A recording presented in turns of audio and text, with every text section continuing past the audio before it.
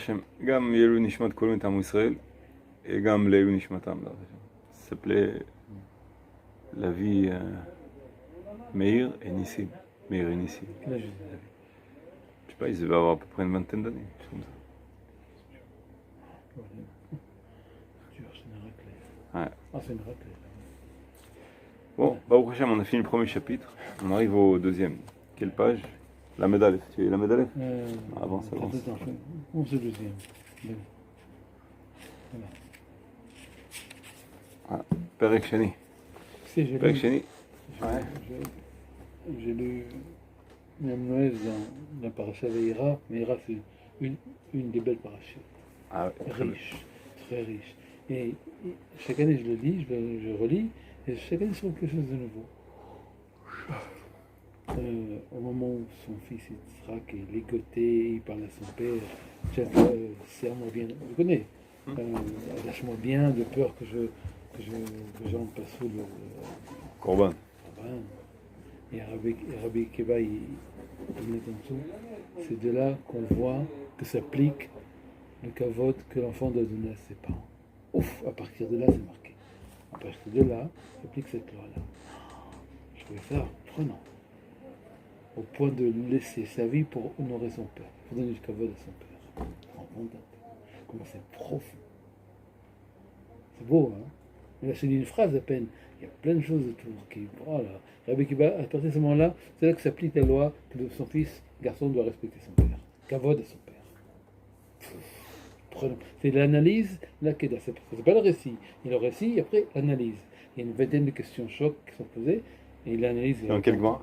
Non, c'est dans le même. Ah, qu'est-ce que c'est beau. Ah, bien que c'est dans. Ouais. Quoi, c'est une gmar alors? Je sais pas où. Il faut que je regarde la notation. Ça doit être marqué quelque part. Je trouve ça très joli, très, très profond. Percutant, voilà, percutant.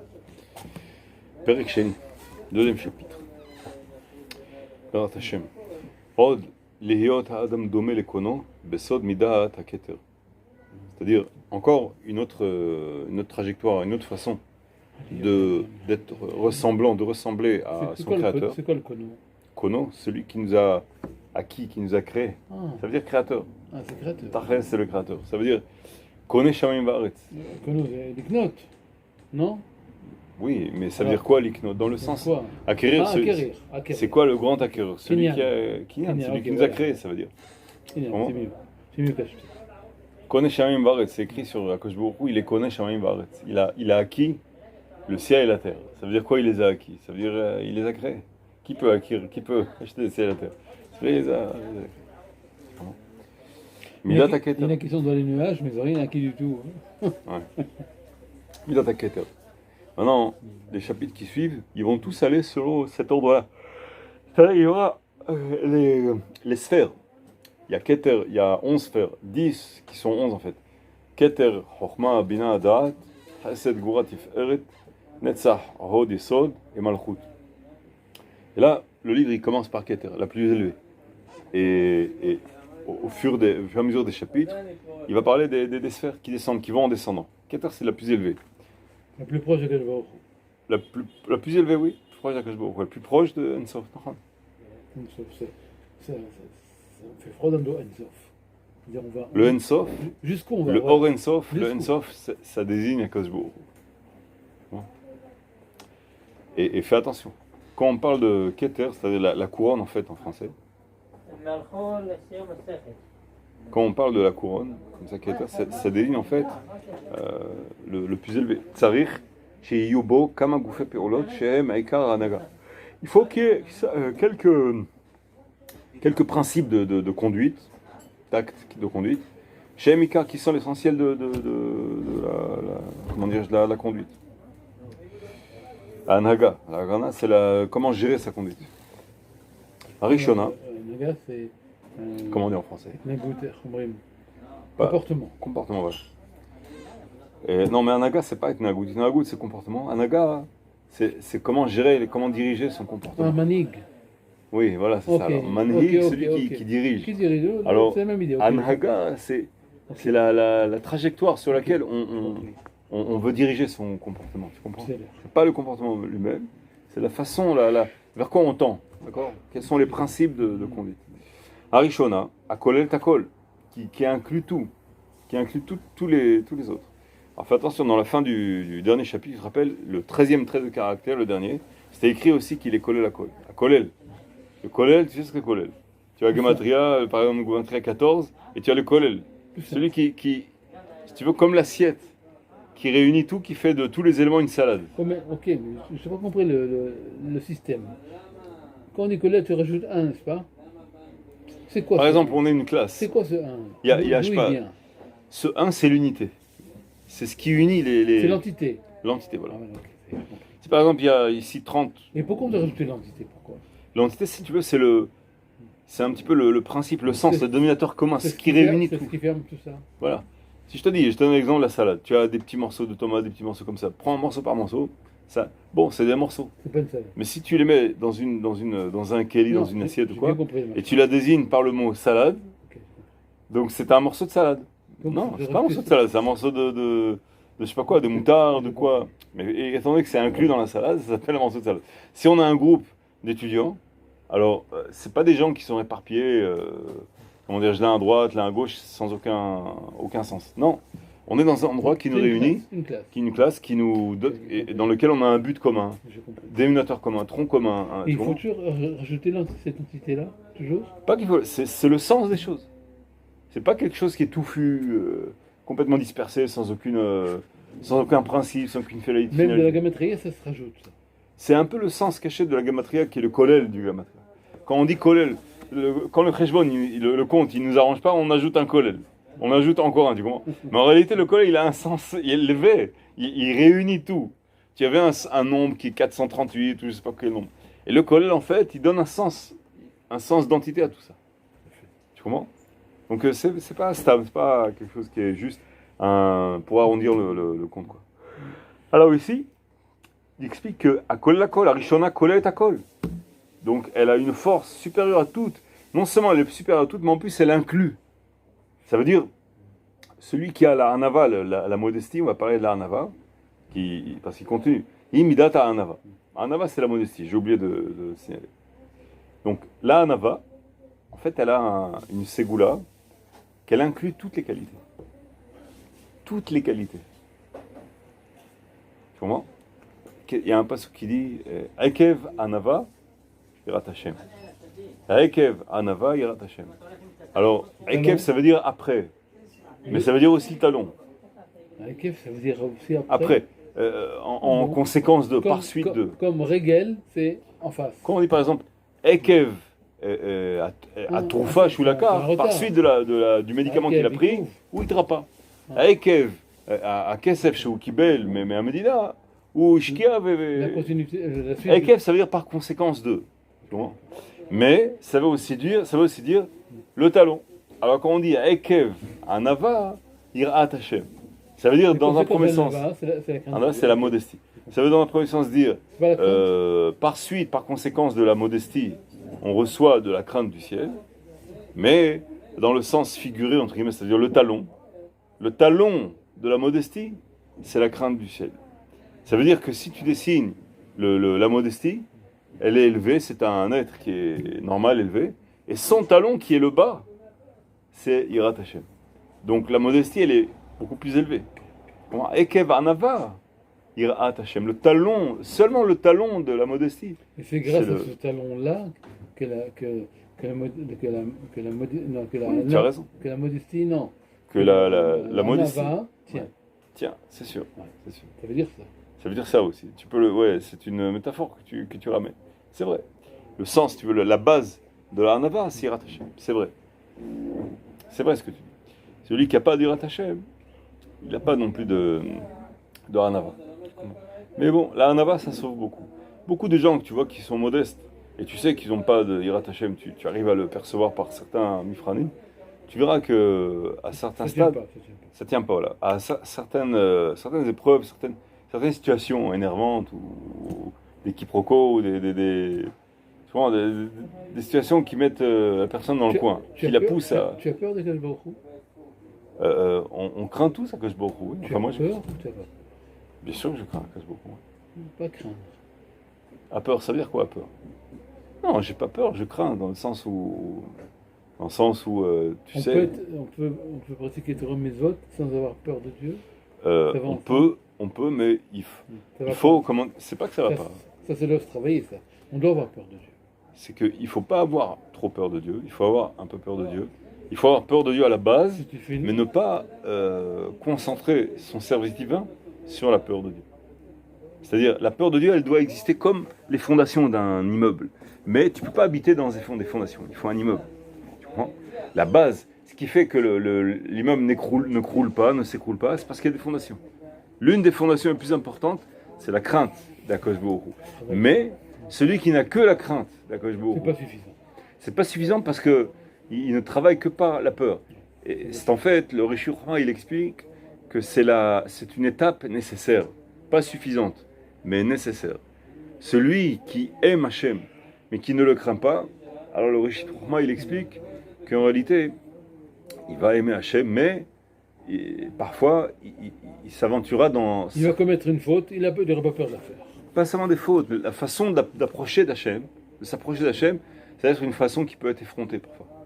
Parce qu'il aime Hachem, mais comme son pote, comme tu vois, comme son voisin, allez, pourquoi, tu vois, il va lui parler d'une façon, allez, fais un effort, tu comprends? Comme ça, tu parles à Dieu, fais un effort. Ou alors, allez, je t'aime bien, toi. C'est quoi, je t'aime bien, toi? Tu vois, il aura des approches où il va pas se rendre compte, ça peut être naïf, mignon, sympa, tout ce que tu veux. Peut-être dans son langage, c'est une approche correcte pour lui. Mais pas, bon, mais c'est vrai, ça se dit pas. ça peut glisser Et sur puis, des... ce genre de parole, il ne dira jamais de haute voix. C'est pour lui. Oui, mais ça glisse sur des terrains qui sont malsains. Ah bon? Bah oui, je sais pas, par exemple, le Rambam, il dit que c'est pas bien. Il y en a, quand ils prient, ils font tas de mouvements, comme si... Oh, mais ils font pas exprès. Non, mais des grands mouvements. Par exemple, ils lèvent les bras Oui, très alors, haut, ils Asma, font comme ça, tu vois. Asma. Non, c'est pas le Rambam, il aime pas Mais ça. ils ne font pas exprès, les gens. Ça, Ils sont concentrés, oui et je non, crois. pas toujours. Tu crois qu'ils font exprès de faire ça? Oui et non. Et ça? Un peu oui, un peu Mais non. moi, c'est vrai, mais moi, ça me choque des fois. Je souris, mais je suis Non, un mais peu, parfois, c'est une danse. j'ai un peu énervé. Même. Parfois, c'est pas ça. Quand c'est des mouvements comme et ça, alors, qui sont spontanés encore, c'est ça va. une manière pour lui de Mais parfois, c'est des mouvements qui sont trop étudiés, trop... Mais on dirait une danse. C'est une manière pour lui de servir Dieu. Ouais, C'est pas mon bon, avis. c'est une autre discussion, ça. Il y en a qui disent que c'est bien, il y en a qui disent que c'est pas bien. Trop exagérer là-dessus, c'est pas bien. Il y en a qui font du bruit aussi. Et qui gênent les autres autour. Il y en a qui tapent des mains trop fort, qui font toutes sortes de bruit, tu vois. Ils font des cris au milieu, comme ça. Comme une comédie, en fait. Une comédie musicale, je sais pas. Parfois, quand c'est trop exagéré, C'est moche. c'est pas que c'est moche, Non, mais ça gâche tout à fait. c'est peut-être pas vrai, c'est pas réel. Tu comprends? Une personne, comment dirais-je, quelqu'un qui vraiment, tu vois un roi ou quelqu'un, tu rencontres, je sais pas moi, un Netanyahu ou un type, disons pas Trump, quelqu'un qui est dangereux, disons. Il va pas faire des mouvements en l'air comme ça. Dangereux? Oui, il y a des rois goïms qui étaient très dangereux. Oui, alors? Alors quand il va le rencontrer, il va se tenir au carreau, il va être tout d'un coup bien. Respect pour le roi. Voilà, Donc, les repas sont autre chose. mesurer chaque parole. Pharaon, c'est un rachat fini. Le rêve du pharaon, ça fait une Oui, bon, une pas un roi rachat, connotation mais il y avait des rois qui étaient. pour le peuple. C'est Un le roi, par exemple, même un c'est roi le qui a d'Israël. rêvé. C'est pas Même un n'importe roi qui. d'Israël, quand même, il y a un kavod, il y a un respect Oui, qui fait deux que fois. il va pas lever les bras, faire des cris, toutes sortes de bruits. Mais tout c'est ça. qu'un Ben Adam. Tandis que Alors, à c'est plus forte raison, Kajbo. Attends. Tu comprends? C'est- Kajbo, quand même, comment dire, c'est le créateur, c'est l'éternel, par excellence, c'est le créateur. Bon, alors, il faut quand même une certaine distance. Cette distance-là, qu'est-ce qui nous permet de l'acquérir? C'est la crainte d'Hachem. La crainte d'Hachem, c'était le filtre des mauvais amours. Là, il donne- Ça nous permet quand on a un mauvais amour qui se propose, qui s'auto-suggère, viens, on aime Hachem de cette façon, grâce à la crainte d'Hachem, cet amour-là, il va être vite éliminé. Non, ça correspond pas, c'est pas convenable. Alors je laisse tomber cette façon de m'adresser à Hachem, tu comprends? Je dis une phrase à Hachem, ah non, excuse-moi, je me reprends, tu comprends? Je voulais pas dire ça, je veux pas que tu prennes comme si, peut-être ça s'entend comme si, ça se dit pas. Je reviens sur mes paroles. Tu parles pas avec Baruch Hu? Si, bien sûr. Alors, Mais quand tu lui parles, quand même, il faut lui. Normalement, Normalement, mais avec un des kavod, mots-clés, voilà. avec un kavod, bevadaï.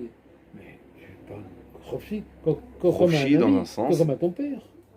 Beiron Moubal, dans un sens limité de compagnie, dans un sens. C'est-à-dire pas à 100% Khofshi, dans un 100% libre. Non, pas à 100%. De toute façon, par exemple, le pauvre, le père qui a perdu aujourd'hui des enfants. C'est le spot qu'il a dit.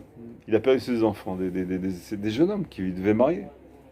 Et des jeunes hommes classe, Hachem, comme ça, Haredim, vraiment des bons candidats à se marier, bon, Hachem. Et il a dit, comment dire, tout en plan, hein, c'était juste avant de les enterrer.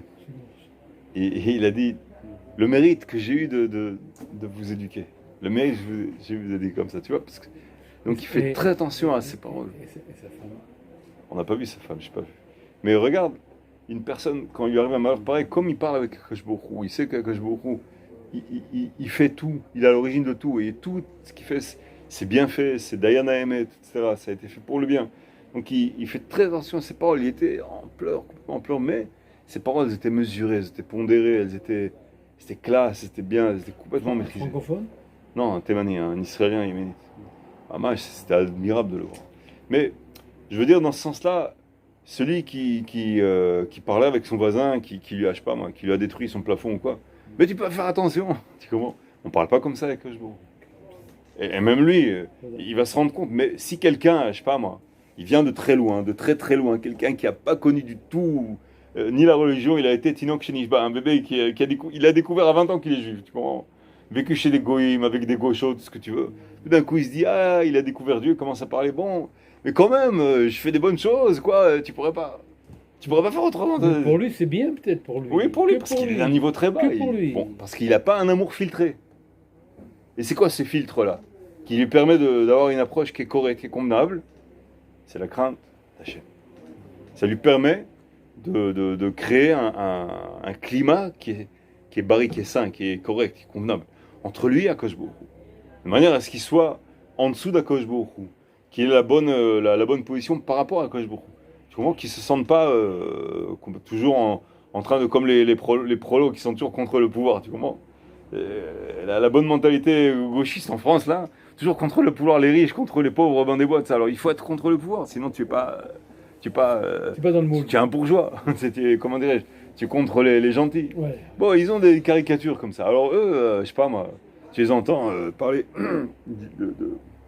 de Dieu, des Juifs. Ah, alors on peut plus parler des chouchous d'Hachem. Ils parlent comme ça, tu comprends? C'est de l'effronterie. Tu comprends? Ils ont beaucoup d'effronterie. Non, Oui. c'est de l'ignorance. Non. Goïm, c'est de l'effronterie. Ils ont de l'effronterie. Ouf. Ils sont pas subordonnés. Ils sont pas, comment dirais-je, des serviteurs. Ils n'ont pas le sens. Clairement comme Manning. Non. Le Tanya, il explique clairement que ça dépend pas de leur ignorance, de leur connaissance. Ça dépend de leur, tout simplement, l'âme, la base de leur âme. Elle leur permet pas d'accéder à un stade où ils cherchent vraiment le bien pour le bien, etc. Ils cherchent le bien pour eux-mêmes, pour leur respect, pour leur cabot, pour leur réputation, pour un certain intérêt, mais pas pour le bien. Bon, ils sont limités. Ils peuvent pas accéder à une subordination à Hachem Barach et être. Ils sont goy, quoi. Ils sont goy, sauf exception. Tania, il ramène quelques exceptions. Quelques exceptions, il n'y en a pas beaucoup. Il y en a quelques, oui, relativement très peu, ceux qui veulent se convertir, etc., ou chassidé au Motarolam, ils ramènent qu'ils ont une étoffe dans leur âme qui est malgré qu'elle soit basse, elle vient d'une clipa qui ressemble à notre clipa, Noga, qui est donc d'une qualité supérieure aux trois autres qui sont très très basses. Le Tana, il ramène ça dans le premier et deuxième chapitre, il ramène tout de suite ça. Et donc nous, les Juifs, on a une âme qui est plus élevée et une deuxième âme qui est l'âme Helek Elohim, l'âme divine, qui elle est beaucoup beaucoup plus élevée. Donc on a des outils pour arriver à cela. On a des outils. Donc chez nous, dans notre cas, c'est sûr que c'est une question d'éducation ou d'ignorance, oui. Tu me parles. Ouais. Tout le monde là, tous les Juifs l'ont. Oui. Elle est où? C'est à la base de notre création. Mais elle est où? C'est après la mort qu'on se rend compte? Non, elle est pas située d'une façon matérielle. Elle est trop haute alors. Son siège, il est plus élevé, il est au niveau de la tête, au niveau du cerveau, mais c'est uniquement son siège ici-bas. Mais en réalité, elle a sa racine beaucoup plus élevée, en haut dans le ciel. Oh. Et nous, on est juste une succursale, quoi, c'est tout. Nous, juste comme, je sais pas moi, tu as la grande compagnie, je sais pas quoi, aux États-Unis, et nous, juste une petite succursale de 3 employés. Okay. Bon, alors on est ici l'antenne, la succursale, tu vois, l'envoyé. Mais la base, c'est Helek Elohim, c'est une petite partie de Hachem Barach, sans que ça lui enlève une partie, puisqu'il est infini. Donc nous, on a des outils. Alors, à partir de ces outils-là, du moment qu'on a appris la crainte d'Hachem, Donc on sait comment s'approcher d'Hachem. On a un lien direct avec Hachem par rapport à Halek Elohim Al. On a une âme divine. Oui. Donc il suffit de composer, de se lier, tu comprends? De créer le lien, d'utiliser le lien, de profiter du lien, téléphone rouge. Et donc, on accède à ce lien-là, mais de manière correcte. On peut aussi accéder de manière incorrecte. C'est pas bien, c'est une faute. On a libre arbitre. Et c'est pour ça qu'il nous faut la crainte d'Hachem. La crainte d'Hachem, c'est pas suffisant, mais c'est nécessaire. Et après qu'on a la crainte d'Hachem, dessus, on apprend petit à petit à aimer Hachem. À s'approcher d'Hachem. Et l'amour d'Hachem, il y a aussi plusieurs degrés. Mais l'un des degrés importants, comme le dit le Rav Yoram Berger, il explique, c'est à partir du moment où on commence à voir sur soi-même si on a acquis la crainte d'Hachem, si on a accédé à cette vertu, si on est, par exemple, on est prêt, on se sent prêt à tout céder, tout donner. Prends tout ce que tu veux, Hachem, prends-moi, fais ce que tu veux. Du moment que j'aurais pas honte d'être en face de toi, du moment que ce que j'ai fait, ça t'aura plu, du moment que j'aurais pas la honte d'être devant toi et d'avoir honte de tout ce que j'ai fait, tu comprends. Mais ma maison, tout, ça n'a plus aucune importance. À partir du moment où la personne, elle sent ce stade-là, à ce moment-là, elle est arrivée, le Rav Yoram Zatzal, elle est arrivée à l'amour de Hachem. Yoram Berger. Ça, le Rav Yoram Berger, c'est lui qui est parti il y a 3-4 ans. C'était une pointure. Oh oui, c'est un Ça géant. va pas, hein. C'était un géant de la Torah, un géant. Je connaissais pas. Enfin, Ouais. je lui parlais, Je le connaissais pas trop, mais je le connaissais quand même. J'ai été le voir plusieurs fois. C'est court, je suppose. Je peux les voir, c'est cool. Ils sont bien, ils sont percutants. Ils sont très très bien, costauds, percutants, profonds et... Maman, Ils sont fils. c'est 2 fils. Il y a 2 fils. Je connais qu'un. Des lumières, bon, Je vois sur les photos. Le Rav Israël, Oui. Ashdod, il donne des grands Il shiurim. est percutant aussi, comme son père. Un autre style, mais ça ressemble aussi. Okay. Et l'autre, Rabbi Israël, Rabbi Haïm David, Il est à où? Bergel. Il est à Netivot. Il vient de temps en temps ici. Tu peux le voir. Top. Aujourd'hui, j'ai entendu quelqu'un qui a raconté une histoire où il devait être Sandak, le Rav, le père. Et sur le chemin, il y avait, je sais pas ce qu'il y a eu, des bouchons ou quoi. Il a dit qu'il arriverait trop tard, donc finalement, il aura dit qu'il ne pourra pas arriver pour être Sandak. Et entre-temps, le Mohel, il a commencé à faire la Mila. Et au lieu de couper en haut, il a coupé par en bas. C'est-à-dire qu'il a complètement blessé le gosse, le bébé. Et il était en danger de mort. Tout le monde a crié, c'était la grande panique. Ils ont commandé une ambulance, ils ont été à l'hôpital. Et à la fin, au bout de certain temps, les médecins, ils ont dit qu'ils ne pouvaient rien pour le gosse. Et le gosse, il est parti, il est décédé. Ils sont revenus sur place. Pas compris. Je sais pas, il y a eu un incident. Il s'est vidé de son sang, quoi. Apparemment, il était trop blessé. Ils sont revenus, je sais pas pourquoi, vers l'endroit où ils ont commencé la Mila. Et à ce moment-là, ils ont téléphoné au Rav. Et là, le Rav, il leur a dit où vous êtes. Il leur a dit qu'ils sont à côté de la salle de fête. Il leur dit bon, qu'il sera là-bas dans 10 minutes. Il pénètre et il demande où est l'enfant. Il dit c'est ça l'enfant. Il donne l'enfant. Il dit c'est ça l'enfant que vous avez dit que les enfants. Il dit oui. Il le prend l'enfant, il donne quelques coups dans le dos comme ça. Et l'enfant il commence à tousser, il revit. Il s'est mis à revivre. Ah oui, on a besoin de ça, tu comprends? C'est un grand, très grand salut. Ils ont présenté un enfant mort. Oh, absolument. Après l'hôpital. Après l'hôpital, déclaré. Oui. Aujourd'hui, j'entends cette histoire. Il dit qu'il y a eu 200 témoins de cette histoire-là. 200 témoins. Et après le petit, il est occupé dans le bureau. Comme ça. Et les suites, c'est quoi? J'ai entendu ça à la paracha cette semaine. C'est avec la Haftara à la Shunamit. Quand elle a eu son petit elle était âgée. Finalement, le prophète, il lui a dit qu'elle aurait un enfant. Elle lui a demandé ne me déçois pas. Et finalement, il est mort. Et il l'a fait revivre. Et c'était Havakou. Et peut-être à cette occasion qu'ils ont raconté cette histoire. Enfin, ça c'était Rav Yoram Berger. Il est parti. Lui aussi, il est parti pour Am Israël. Ils ont dit il y avait un grand décret qui pesait sur Am Israël de, je sais pas, des centaines de milliers de victimes. Et que lui, il est parti pour ça. Il savait qu'il allait partir. Il s'est proposé à partir. L'Oalman Israël, on a des grands tzadikim. Alors on dit, donc il faut retenir ça, la vertu la plus élevée en fait, celle qui inclut toutes les autres vertus, c'est la modestie. C'est très important ça. C'est pour ça que quand on voit chez nos grands-parents, parfois tu as une grand-mère ou un grand-père tu sais qu'ils étaient très modestes, ils embrassaient la mezouza, ils parlaient avec Hachem d'une Je ne savais façon. pas lire, ma grand-mère. Ils ne savaient même pas lire, mais Elle ils parlait- demandaient elle quelque chose mettait à la main Hachem. sur la mezouza, elle parlait. Voilà, Gamarnou. c'est ça. Gamarnou, m'explique. Mais comprends ils avaient cette Mais modestie-là. bien, ils ont quelque chose qu'on n'a pas, nous. Exactement. Et cette proximité, tu comprends. Et quand tu le regardais, tu vois, c'était des gens qui étaient habillés très simples, qui parlaient Ah très oui, simple. oui, oui. Ils étaient jamais, très rarement, non, tu sentais aucune, comment dirais-je, Aucune gava. non, ils n'avaient pas cet orgueil-là Non, c'est de vrai. prouver quelque chose, cette compétition, quoi. Ils n'avaient rien à Ils prouver. sont très simples, Ils à la étaient- cuisine, au ils truc. étaient eux-mêmes. Ouais. Gamarnou. Et quand ils demandaient quelque chose à Hachem, parfois tu voyais des miracles. Mais très simple. Et ils n'en faisaient pas une histoire Non, c'était naturel chez eux. naturelle. Comme Abraham Avinu. C'est écrit que dans la paracha de cette semaine, c'est écrit qu'il a intercédé pour Sodome et Gomorrhe. Oui. Et après qu'il y a eu ce marchandage, et s'il n'y a que 50 sédikim, et 45, et 40, et que 30, et que 20, et que 10, et là, Kajbourou, il est parti. Donc, ça veut dire pas moins que 10. Et il n'y en avait pas 10. Donc, il y a eu ce qu'il y a eu à Sodome et Gomorrhe, la destruction. Et après, à la fin de la discussion du marchandage, entre guillemets, si on peut appeler ça comme ça, c'est écrit qu'Abraham Avinu, il est revenu à sa place. Ça veut dire Et j'ai lu dans Où ça, un des commentateurs, dans le livre de la Voix de la Torah, du Rav Eli Monk, l'un des commentateurs là-bas, il ramène, ça correspond à quoi qu'il est revenu à sa place. Ça veut dire, il vient de parler avec Hachem Yitbarach. Il vient de faire presque un marchandage avec lui. très élevé. Tu comprends? Et il a failli réussir et ça n'a pas marché. Mais regarde ce qui s'est passé. Il a parlé avec Hachem. Et il lui a répondu. Il lui a dit, ici on n'a que 45. Bon, pour 45, allez, je le laisserai vivre. Ici on n'a que 40. Et que 30. Bon, allez, pour 30, d'accord. Et que 20. Bon, d'accord. Ensuite que 10. Pourtant, et il s'en va. Il a réussi à arriver à 10. Bon. Abraham, Avinu, il est revenu à sa place. Léla Metra, pour nous enseigner la modestie d'Abraham Avinu.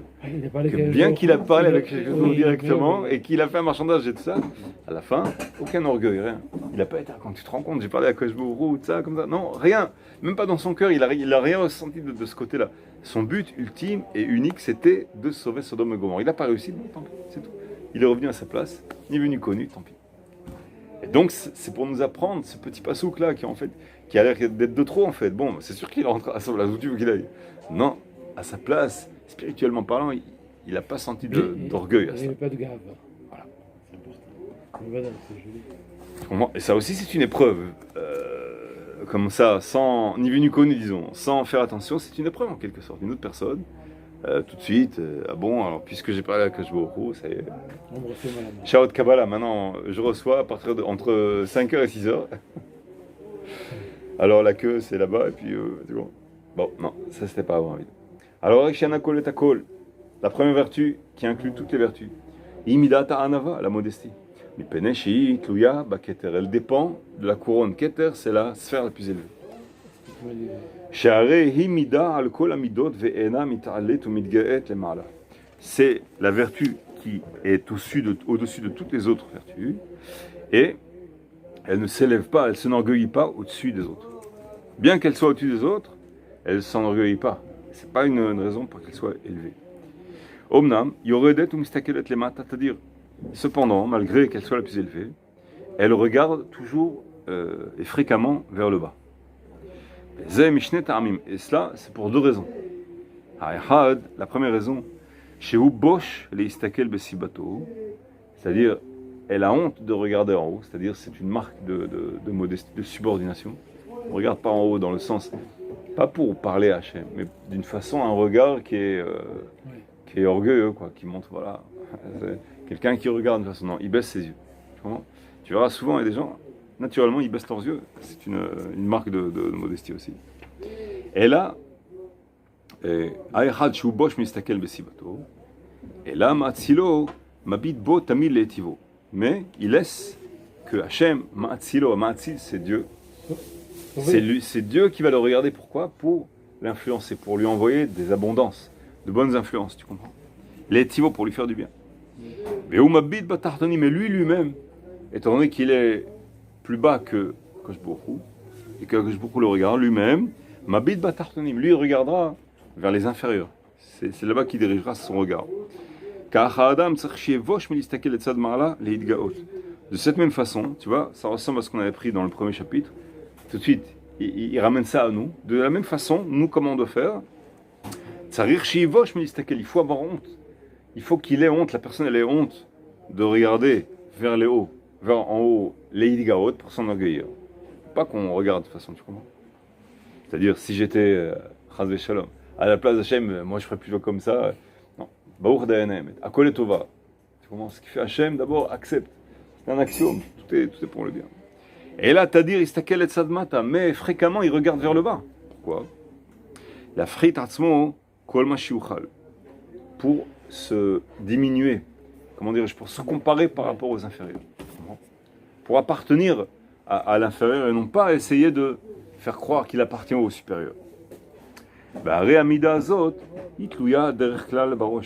Et en règle générale, ce trait de caractère, cette vertu positive, elle dépend en général de la tête. C'est ça au sens symbolique, c'est-à-dire ce qu'on élève. C'est comme le coq. Il a une carbolette, il a comment on appelle ça en français? La crête du coq. Alors, il montre bien sa crête, pour chercher les poules. Bon, c'est la fierté du coq. Elle est colorée, toutes sortes de choses. Et donc, la personne, elle brandit sa tête pour montrer, voilà, c'est moi. Et quelque part, Hazal, ils disent, et les idiots, ils brandissent, ils sautent, ils se ruent les premiers, tu comprends? She'en adam mitga'ela ba'aramat rosh klape ma'ala. De quelle façon une personne s'enorgueillit? Elle ne s'enorgueille pas, seulement si elle lève sa tête vers le haut. Vers Anav mashpil rosho le mata. Et celui qui est Anav, qui est modeste, en général, il baisse sa tête vers le bas, il dirige ses regards vers le bas. C'est aussi une règle pour celui qui veut garder ses yeux, la sainteté des yeux. On dit qu'il est toujours à regarder en bas. Parce que s'il regarde en haut, à ce moment-là, il va avoir de l'avidité, si tu veux, de la convoitise. Alors, cette façon de regarder en haut, c'est pas seulement pour regarder des choses interdites, des visions interdites, des impudeurs, des choses comme ça, mais aussi certains livres, et d'autres, ils ramènent même parfois des chidushim chez l'Olam, des belles choses, une belle Mercedes, une belle comme ça. Il regarde tout ce qui est intéressant, il regarde. Tu comprends? Il convoite. Celui qui a un ave, bon, il regarde, mais ça ne m'appartient pas, tu comprends? Mais celui qui a un regard qui convoite facilement, tout de suite, il est happé. Pourquoi? Parce qu'il a tout de suite la convoitise. C'est-à-dire, ça ne m'appartient pas, mais j'aimerais bien que ça m'appartienne. Ce que j'ai, ça ne me suffit pas. Tu comprends? Non, celui qui a un ave, il dit, bon, ce que j'ai, je l'ai. Ce que je n'ai pas, je ne l'ai pas. Tu comprends? Et celui qui convoite ce qui n'est pas à lui, Hazal disent, il sera puni de plusieurs façons. D'abord, ce qu'il convoitise, il ne l'aura pas, parce que ça ne lui appartient pas. Et deuxièmement, ce qu'il a, il va le perdre. Pourquoi il va le perdre? De plusieurs façons, il va le perdre. Soit il va le perdre texto, il va le perdre. Par exemple, il regarde Dieu préserve d'autres femmes, alors il va perdre sa femme, finalement. Ou alors il regarde les autres maisons, il en a marre de sa maison, finalement. Il va négliger ou quoi. Il va perdre ce qu'il possède, c'est une punition du ciel. Soit, pour une autre raison qui est plus spirituelle, tout simplement parce qu'il n'arrive plus à apprécier ce qu'il a. Donc il l'a, mais sans l'avoir. Alors, ce qu'il a, il l'a pas. Pourquoi? Parce que même qu'il a, il le sent pas. Il n'arrive pas à l'apprécier. Pourquoi? Parce qu'il regarde l'assiette des autres. Donc ce qu'il a, ça n'a aucune importance. Il va au restaurant, il s'assoit, il regarde l'assiette des autres. Donc maintenant, son plat, j'aurais dû commander ce que l'autre il a. Il peut plus apprécier. Il a l'impression que maintenant, la note qu'il va payer, c'est bête, c'est de l'argent perdu. Il aurait dû commander l'autre. Donc ce qu'il a, il l'a pas. Et il va perdre en plus ce qu'il a. Parce qu'il le perd, il n'apprécie pas, il a perdu la note, il a payé pour rien, tu comprends? Donc sur tous les plans, il perd. C'est le onesh, la punition de celui qui convoitise ce qui n'appartient pas à lui. Bon, il peut, si ça lui appartient dans le sens où il cherche des meubles, il va dans un magasin de meubles. Bon, alors il va pour acheter des meubles. Il a l'argent pour payer le meuble. Il faut qu'il ait des meubles. Faire plaisir à sa femme, pour arranger la maison pour les enfants. Bon, il fait une mitzvah. À ce moment-là, il ne va pas pour convoiter, tu comprends? Un jeune homme qui veut se marier, bon, il rencontre quelques jeunes filles, une par une. C'est pas la convoitise, il faut qu'il se marie, il a une mitzvah de se marier. Qu'est-ce qu'il va être maintenant? Un âne, il va planter ses yeux par terre, il va rester tout seul. C'est une avéra, il faut qu'il cherche à se marier. Donc, il y a ce qu'on appelle, entre guillemets, si on peut appeler ça une convoitise permise, qui correspond à vraiment les buts, les objectifs qu'il a la mitzvah d'acquérir. Donc là, il n'y a pas de problème. Mais quelqu'un qui est déjà marié, quelqu'un qui a déjà une maison, 2 maisons il a, il faut toujours qu'il reste des autres. Mais peu importe, comment dire, jamais on arrivera comment dire, dans ce monde-là, d'ailleurs on l'apprend dans la paracha de la semaine prochaine, Le parfait n'existe pas dans ce monde-là, et surtout chez les tzadikim. Quelqu'un qui a une vie matérielle parfaite, c'est mauvais signe. C'est mauvais signe. Ça veut dire, l'un des diagnostics, entre guillemets, de sa maladie, c'est que peut-être, Chas v'Chalila, il est considéré dans le ciel comme un rachat, Chas v'Chalila. Et à ce moment-là, Dieu, il lui donne ce monde-là parfait et pour le nettoyer de tout ce qu'il lui doit. Tu comprends? Il ne veut rien avoir. Donc, en haut, il n'aura rien. Donc, c'est mauvais signe. Mais, pour les tzadikim, les gens normaux, toujours il y a quelque chose qui ne va pas. Il y a une belle histoire qui est drôle là-dessus. C'est quelqu'un qui il rêvait d'une belle Jeep 4x4. Alors, c'est écrit derrière 4x4. Alors, il a payé un garage et tout. Il la gare la nuit. Et le matin, il voit que quelqu'un avec une clé, il a rayé le truc. Et qu'est-ce qu'il voit? Il voit qu'il écrit égal 16. Avec sa clé, il grave comme ça, égal 16. Ah, toute neuve, tu sais, la belle Jeep comme ça, avec la belle peinture qui est toute brillante. Il peut pas se porter. Il téléphone au travail, je vais pas au travail. Il va chez le carrossier tout de suite, il répare-moi ça. Bon, la voiture au four, ça. À la fin, bon, prochain, la voiture est bien. Le soir, il rentre, journée chargée, il remet sa voiture, il embrasse, il rentre chez lui. Le lendemain matin, il trouve encore égal 16. Ah, encore, il peut pas se porter. Il va nous chez le carrossier. Au bout de 3 fois, il a une idée. Il lui dit au carrossier, tu sais ce qu'on va faire? Au lieu de rayer égal 16, tu vas écrire égal 16 de la même écriture qu'ils ont écrit 4x4. Comme ça, il aurait écrit 4x4 égale 16 et il va me laisser tranquille comme ça. Bon. Alors le carrossier, il dit, bon, si tu veux, c'est pas très beau, mais enfin, ok. Et il écrit égal 16 sur la même écriture que le producteur. Il va mettre sa voiture dans le garage le lendemain matin. À côté de 4x4 égale 16, il voit un V comme ça, tu sais, comme ça. Bon, ça veut dire dans ce monde-là, on n'a jamais. C'est une parabole en fait. Une blague qui sort de parabole. On n'a jamais quelque chose de parfait. C'est-à-dire, le but du jeu, c'est de savoir où la rayure elle va être. Quand tu achètes quelque chose de neuf, bon, il y aura une rayure. Alors, elle est là, bon, très bien, ok. Maintenant, je sais où la rayure, alors contente-toi de ce que tu as. Tu comprends? Si tu te bats contre les rayures, elle sera obligée de sauter ailleurs. Donc, tu auras toujours quelque chose qui n'ira pas dans un autre côté. Donc, il faut choisir. Alors, d'après ce que j'ai compris, tu restes avec la rayure. C'est symbolique, mais oui, il y a un défaut avec lequel il faut bien s'accommoder. Oui, parfois il y a un petit bruit. Mais pourquoi il faut ce défaut? Pourquoi? Parce que justement, dans ce monde-là, qui est le monde matériel Olamazé, Hachem Yitbarach, il a fait que rien n'est parfait pour les gens normaux et pour les tzadikim. Pour les juifs, les bons juifs, entre guillemets, tu comprends? Les juifs normaux, moyens et mal, et plus. Oh, je comprends. Le matériel, il n'a aucun J'ai bien sens en soi. compris, mais j'ai du mal à accepter ça, voilà. J'ai bien compris ce que tu me dis. Prends l'exemple de Parashat. J'ai acheté une armoire sur mesure. C'est vrai ça. On a fait construire une armoire sur mesure à la maison. Ouais. C'est bien, c'est pratique. Et sur les portes, il y a des taches qui partent pas. C'est tout neuf. Ouais. C'est pas de ma faute. Alors, est-ce que je dois me battre?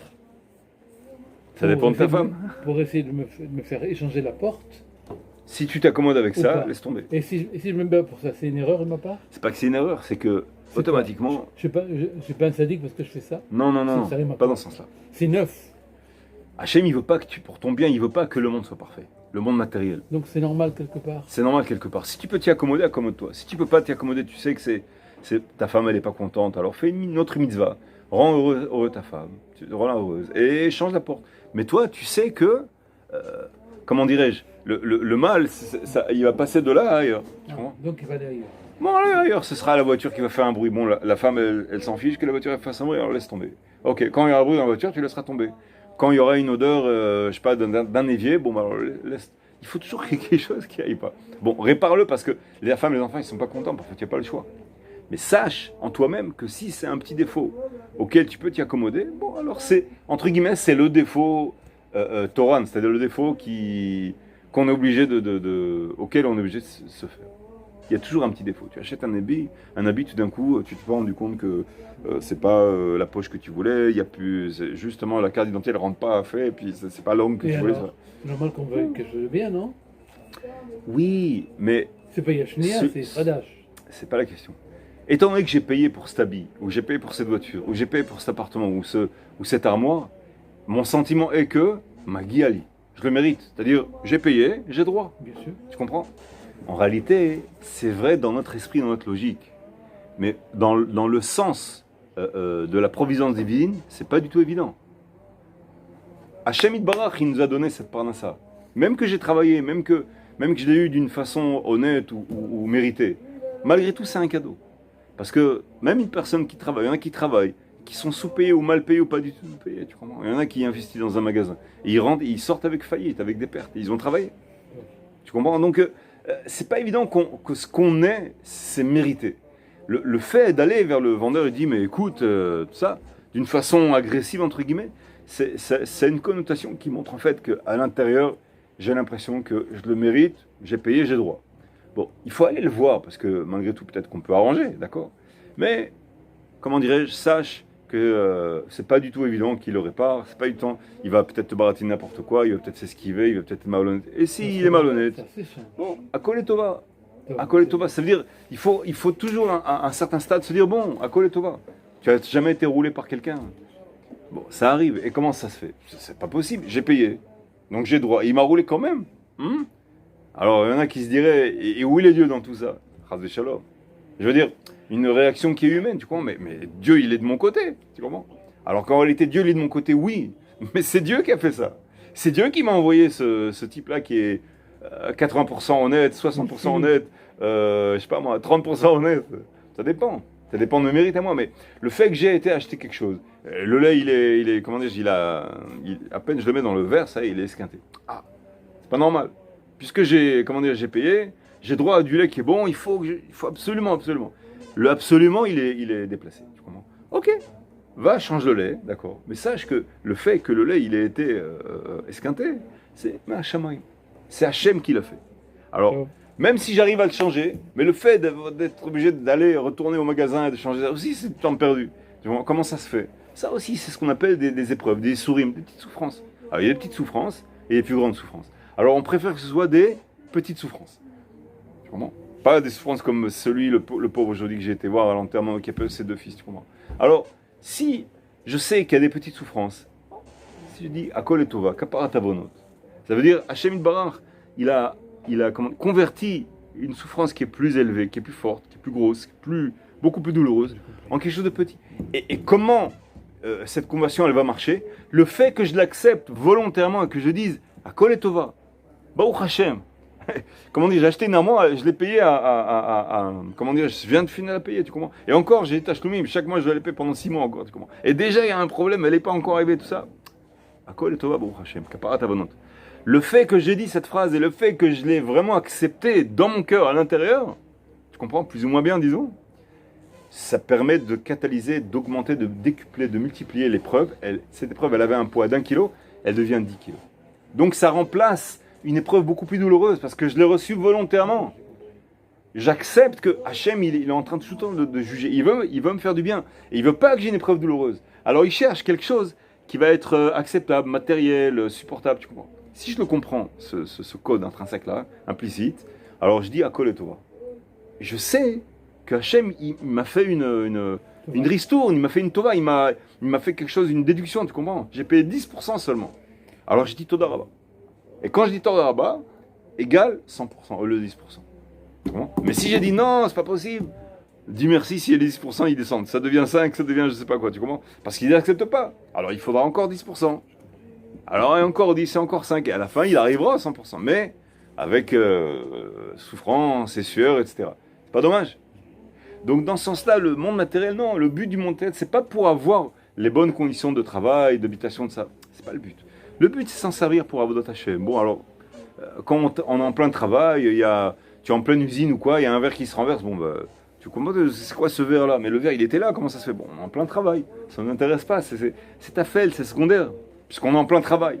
Mais celui qui est attaché au matériel, il est en plein travail. C'est ça le but. Donc chaque chose, elle est dure pour lui accepter. Il n'accepte pas. Tu comprends? Parce que non, j'ai payé, j'ai droit. Le but, en réalité, il le ressent, si tu veux. Sans le vouloir, il l'exprime. Même s'il ne le dit pas explicitement. Mais implicitement, ça ressort à la surface. Et sans le vouloir, implicitement, il est en train de montrer que non, il y a un but qui s'appelle les bonnes conditions matérielles. Comment? J'ai droit à une bonne maison, j'ai payé le prix. Et comment j'ai payé le prix? Mais qui c'est qui m'a donné l'argent? C'est Dieu qui m'a donné l'argent. Donc, qui me dit que j'ai droit à une belle maison, tu comprends? Et Yaakov Avinu, il demande à Hashem Barach, quand il fait un vœu, quand il veut retourner chez lui, il demande à Hashem qu'il lui donne Lechem lechol vebeged lilbosh, du pain à manger et un habit à porter. Alors j'ai entendu un très beau commentaire sur ça. Beged, c'est pourquoi faire un habit? C'est pour porter. Alors pourquoi il a dit un habit pour le porter? C'est superflu de rajouter pour le porter. Un habit, ça suffit. Et pourquoi il dit du pain pour manger? Alors ça ressemble au langage historique, tu sais, le langage comme ça d'antan. Mais en réalité non, la Torah, elle a, entre guillemets, elle a gaspillé des mots, quoi. Du pain, c'est automatiquement pour manger. Alors, ce commentaire-là, il dit, il y a une personne, elle a un habit, mais elle ne peut pas le porter. Elle a, Dieu préserve, une prothèse, ou elle ne peut pas porter ses habits, ou elle est trop grosse, ou elle a une maladie, elle doit quitter le monde, elle ne peut pas le porter. Donc il veut un habit, mais pour le porter, pour le consommer. Et le pain, donne-moi du pain, mais que je puisse le manger aussi, pour manger. Il y en a qui ne peuvent pas manger du pain. Tséliaque, relié de Tséliaque. À Pessah, un gros problème. Ils ne peuvent pas consommer du blé. Tu comprends? Comment ils vont faire? Alors, ou alors ils ne peuvent pas, simplement il n'a pas de dents, ou n'importe quoi, ou toutes sortes de choses. On lui empêche de manger. Dès qu'il se met à table, tout de suite, tout le monde lui crie dessus, comme ça. Mais je veux du pain pour le manger. Tu comprends? Donc, dans le sens où c'est pas évident. Celui qui a payé plein pot, mais c'est pas évident qu'il puisse en profiter. C'est un cadeau de pouvoir en profiter. Tu comprends? C'est un bien en soi. Il y a des gens qui vivent modestement, mais ils profitent de ce qu'ils ont. Ils ont le calme, ils ont la douceur de la vie, tu comprends? Et parfois le riche, il est jaloux de cette personne-là. Il voit, mais au moins il arrive, comment dirais-je, à parler à ses proches. Ils veulent même pas lui parler l'autre, c'est comme ça, les cris chez lui, et puis chacun, les compétitions, donne-moi de l'argent comme ça, et tout en train de bouffer tout le monde. Ça marche pas, il n'est pas heureux. Il est riche, mais il n'arrive pas à profiter, tu comprends, de ce qu'il a. Donc c'est une tristesse en soi. Il dit... Même s'il y avait un château, mais tout le monde se gronde, se dispute là. À quoi ça va servir? Il aimerait bien vivre dans un petit appartement beaucoup plus simple. Ça lui plairait pas, mais au moins, il pourrait goûter le bon goût de la vie, tu comprends? Tu vois ce que je veux dire? Donc, dans le sens où la hanava, elle consiste aussi à savoir, à se mettre à sa place. Le fait que rien n'est évident, rien n'est mérité réellement. Rien n'est acquis. Rien n'est acquis d'une façon méritée. Je vous ai raconté l'histoire que Ben Ishraï raconte dans la Gazette Pessah. Celui qui avait une couchia sur ça, il y avait un problème sur ça. Je me rappelle que je le racontais. Il disait dans le Birkat Amazon, qu'on a reçu de ta part, comment dirais-je, par miséricorde, tu nous as donné. Il dit, mais je comprends pas. Si j'ai fait des mitzvot, je mérite tout d'une façon méritée. Et à ce moment-là, il a été aventuré dans un désert et on lui a pris tous ses mérites parce qu'il ne voulait pas de l'argent, on lui donnait de l'eau, il voulait tous ses mérites. Il s'est mis en colère et finalement il a rêvé que c'était Eliyahu qui a fait ça. Et Eliyahu lui dit, tu as parlé et tu as dit que tout était mérité. En réalité, tous ces mérites-là, ce sont des cadeaux de Dieu, des miséricordes de Dieu. Et si tu l'acceptes, je te rends tes mérites.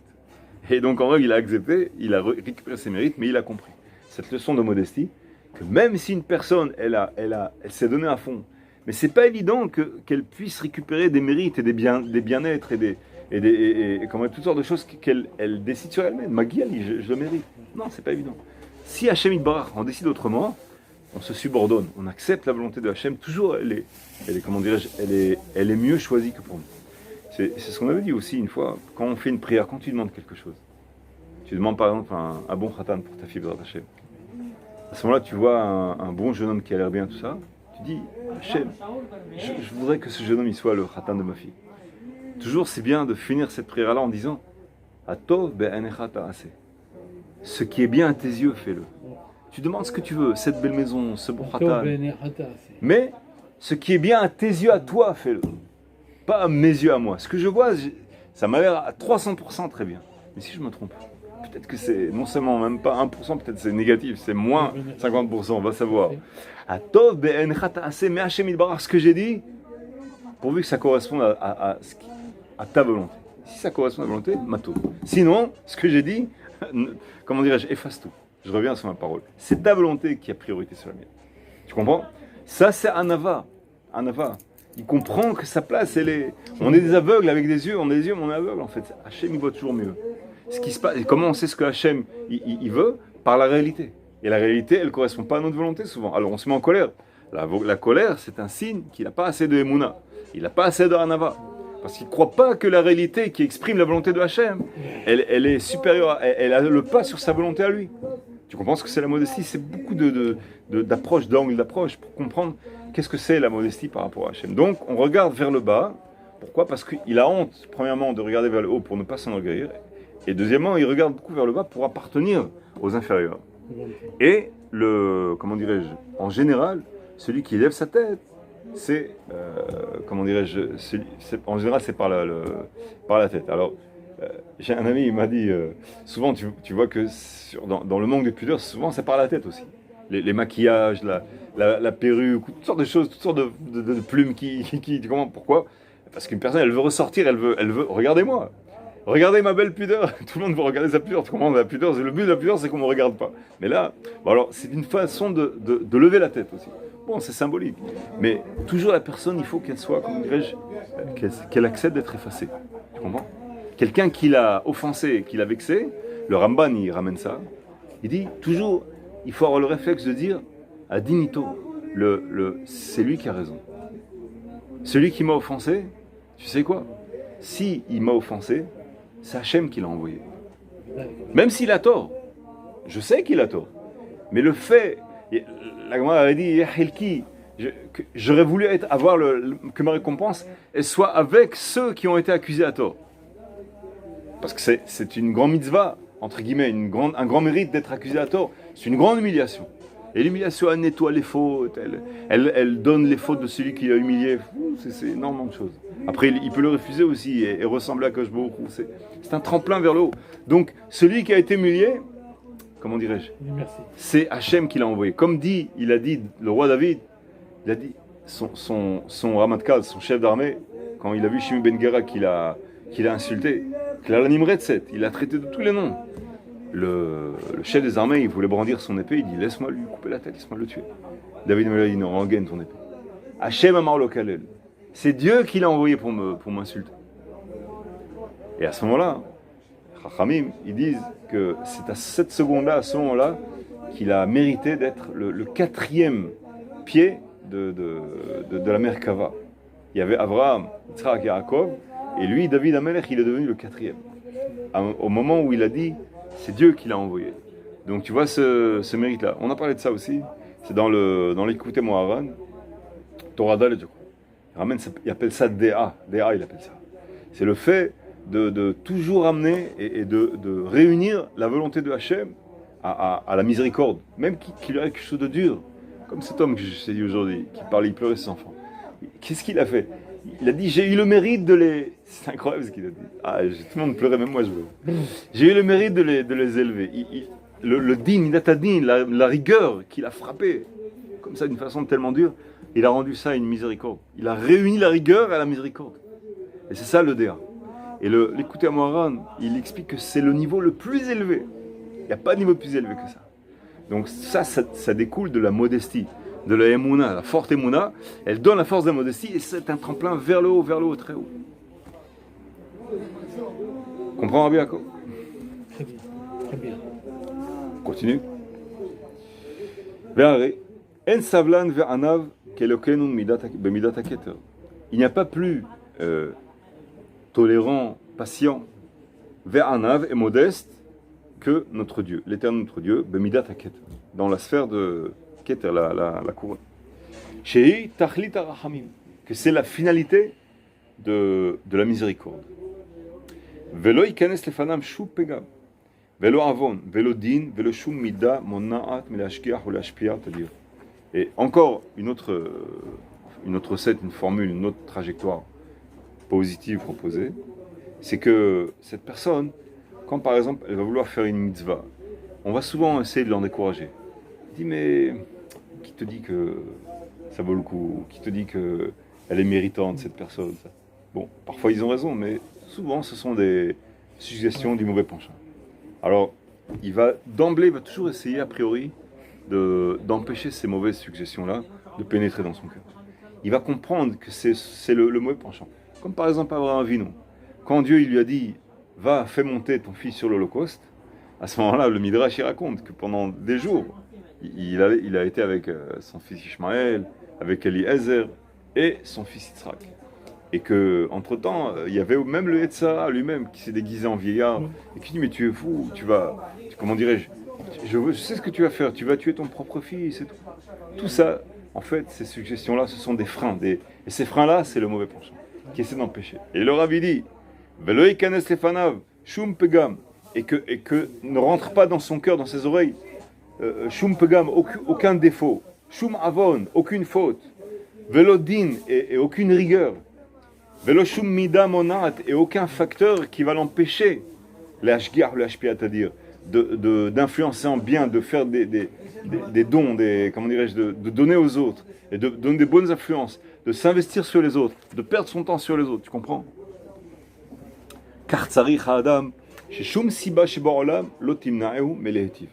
Et comme ça, c'est comme ça qu'une personne doit se débrouiller, essayer de faire l'effort, que aucune raison au monde ne va l'empêcher de faire le bien autour de lui. Comment? Le bien, le vrai bien. Parce qu'il y a le bien qui est pas bon. Quelqu'un il croit qu'il fait du bien, mais il fait pas du bien. Il donne à tout va, n'importe qui. Tu comprends? Je sais pas, je connais quelqu'un. Son fils s'est marié avec une Goya par exemple. Bon, il veut lui donner, faire du bien, et il a une maison en Israël. Il veut la partager aussi avec ce fils-là. Mais ce fils-là, il a un enfant qui est goy. Donc cette maison, finalement, elle va être héritée par un goy. Tu comprends? Donc bon, il réfléchit pas. Non, il faut donner comme ça. Il donne n'importe comment parfois. Donc il y a toutes sortes de cas où il faut quand même faire attention. Il ne faut pas donner à un drogué par exemple, ou un alcoolique, quelqu'un qui est, tu sais que c'est un truand, ceux qui font semblant d'être pauvres. Bon, on ne parle pas de ces cas-là. On parle d'un cas où il faut faire un effort. Tu es fatigué, il faut que tu prennes attention avec ta petite santé, il faut que, tu comprends, il n'y a pas que les autres, toutes sortes d'arguments qui sont en fait, qui viennent revaloriser la personne par rapport à elle-même, pour qu'elle se concentre sur elle-même, qu'elle ait une vie plus confortable, plus normale, et que les autres le fassent à ta place, etc. Bon, ça c'est des arguments en principe qui viennent du mauvais penchant. Veshum avon o ma'aseh ben adam bilti agun lo yikanes lefanav kedei she'akevu miletiv leotam tzrichim tovato bechol עת ובכל רגע. Quelqu'un, comme par exemple ce père-là aujourd'hui, qui a enterré ses enfants, il est connu dans le monde de la Torah. Pourquoi? Parce qu'il s'occupe beaucoup du Noar Nosher, la jeunesse qui quitte la Torah. Donc ces jeunes-là, parfois tu les vois, on dirait c'est vraiment des délinquants parfois. Des malfrats, ils ont des gros mots à la bouche, etc. Et lui, Motzi Akar Mezolel, il a une conscience, une tolérance incroyable. Et il arrive petit à petit à les redresser, tu comprends? Et le fait de l'observer avant d'avoir redressé, c'est, comment dirais-je, c'est choquant, quoi. Tu vas t'occuper de gens comme ça. Alors, tout de suite, le mauvais penchant, il va te dire, bon, va t'occuper de gens qui sont kshérim, tu comprends? Qu'est-ce que je t'occupe de ces gens-là? Non. Lui, quand tu vois après le résultat, tu te dis, mais imagine, il aurait pas fait ce travail. Il serait resté des délinquants. Mais, dans le ciel, Dieu, il sait que ces délinquants-là, ils peuvent devenir des tzadikim. Et après, Dieu, il lui aurait montré le film. Dans le ciel, il lui a dit, tu vois cette personne? Il dit, magnifique cette personne, c'est toi. Comment c'est moi? Oui, si tu avais été patient, si tu avais pu s'investir, etc., tu vois, ces gens-là, tu les aurais tous récupérés. Ils ont été considérés comme tes enfants. Ah, je ne savais pas. Eh ben, dommage, tu as perdu. C'est dans ce sens-là où le Rav, il avertit. Ne laisse pas ces arguments-là t'empêcher de faire le bien autour de toi. Parce qu'ils t'empêchent de te réaliser. Lech lecha. Lech lecha, va vers toi-même. D'aller vers toi-même et de t'accomplir à 100%. Tu comprends? Donc, toutes sortes d'arguments qui vont te dire reste chez toi, tout ça, petit travail tranquille, etc. Tu comprends? Il faut savoir se jeter à l'eau parfois. Alors, on va traduire ce qu'il dit. Mais shumavon, on m'a assez bene adam biti agun, et aucun acte qui appartient à des gens qui ne sont pas jolis, leurs actes ne sont pas jolis, que ça ne pénétrait pas dans le cœur ou dans les oreilles, afin que, dans le but où ça va l'empêcher, finalement, de leur faire du bien, de les influencer en bien, à tout moment, à tout stade.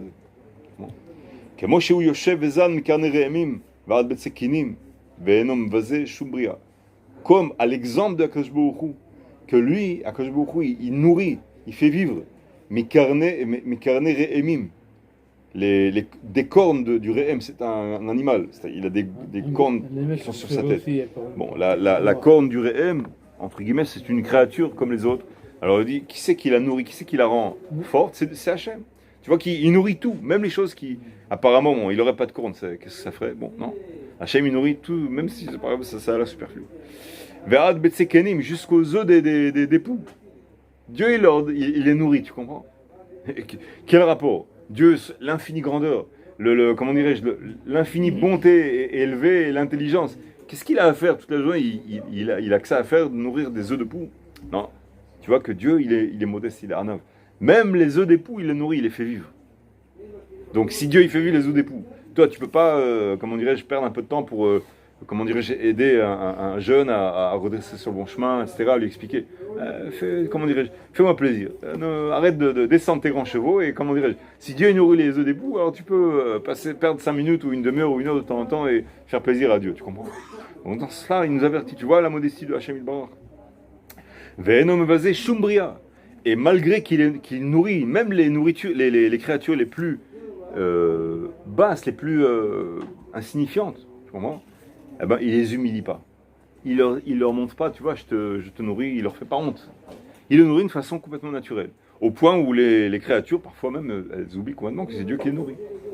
Il leur demande pas de faveur, ah, je t'ai nourri, maintenant tu dois me faire ci, tu dois me faire ça, non. Oh, ça c'est très important cette phrase. Car si Hachem Yitbarach, il rappelait l'insignifiance de ces créatures-là qui parfois n'ont pas grande valeur, pas grande, apparemment, un rôle important ou quoi, et par leur honte, elles cesseraient même d'exister. C'est-à-dire, ça les détruirait, ça les tuerait carrément. Comment? Regarde, on va lire cette phrase. Chez Ilou Yvazebrouim, s'il les humiliait, mais par rapport à leur insignifiance, leur niveau bas, qui est réellement bas. Loïd Kaïmo Filurega, même un instant, elle ne pourrait pas exister. Elle ne supporterait pas de se regarder à la glace. C'est tout ce que ça vaut. Non. Donc Hachem Yitbarach, il les nourrit d'une façon avec miséricorde où il les met pas dans la situation gênante où elles vont réaliser qu'elles n'ont pas grande signification. Chaque chose, elle a son rôle. Chaque chose, elle a son importance, tu comprends? Même un pouls, même un œuf, même un vent, même un microbe, même une bouche, elle a un rôle dans le monde, tu comprends? Et là, Mashkiach venoten rachamim al kulam. Dieu, il a sa providence, c'est-à-dire il surveille et il a pitié de tout, absolument tout, kulam. Non, parallèlement à ce qu'on a vu dans le premier chapitre, voilà, tu vois, Kar tzarich sheyeh adam metiv lakol. Le Ramak, Rabbi Moshe Grodovero, il nous donne, il dit maintenant, comment on va imiter cette mida, ce caractère fantastique-là? Kar tzarich sheyeh adam metiv lakol, c'est ainsi qu'une personne, elle doit faire le bien à tous, à tout. Velo yitbazeh shum nivra lefanav, qu'aucune créature n'ait honte en face de lui. C'est-à-dire, ne dis jamais le défaut d'une personne en face, tu comprends? Mais tu sais que tu es comme si, c'est la vérité. Mais tu sais que la dernière fois, tu m'as fait comme ça. C'est la vérité, je dis la vérité en face. Non. Dire la vérité en face, c'est détruire une personne. Souvent, c'est comme ça. Très souvent, c'est comme ça. Il faut savoir dire, d'une certaine façon, diplomatiquement, pour attirer la personne, pour lui donner la force de faire un effort. Et une fois qu'elle se sera élevée, elle-même, elle se rendra compte de ce qu'elle a été. Mais si tu lui fais honte, tu la mets devant la glace, regarde, tu es comme ça, tu es comme ça, tu es comme ça, je suis un homme de vérité, je dis la vérité en face, en fait, tu l'as éloignée, elle aura honte, et elle va aussi voir que tu l'apprécies pas, tu l'aimes pas. Donc, le langage des cœurs va faire que comme tu la repousses, ton cœur la repousse par rapport à ses défauts. Elle, son cœur automatiquement, il va se fermer, il va rien écouter, il va comment dire, être vexé, il va mettre beaucoup de temps à cicatriser cette blessure-là, et tu n'aurais absolument rien obtenu. Au contraire, une personne qui fait comme ça, elle enfreint la transition de l'autonou. L'autonou, c'est de ne pas vexer une personne. On a dvarim, elle est plus dure qu'on a mamon.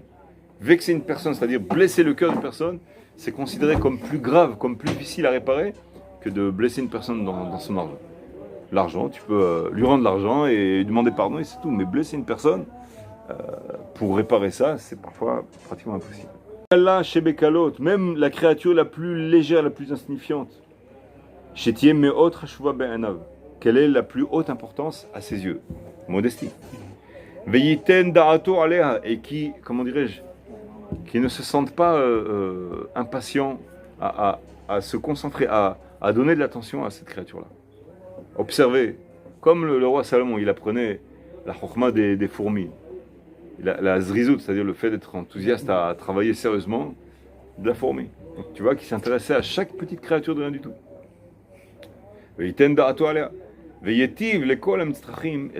Et qu'il fasse du bien à tous ceux qui ont besoin de lui.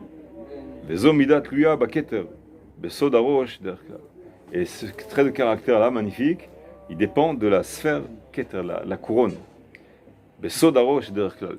Dans le secret de la tête, c'est-à-dire, on a dit, ce qui est le plus élevé. Et malgré que c'est le plus élevé, quand même, il ne s'enorgueille pas sur les autres. Elle inclut tous les autres, ça, tout ce qu'on a dit avant. Amen. רבי משה קורדוברו, בזכותו גן עלינו.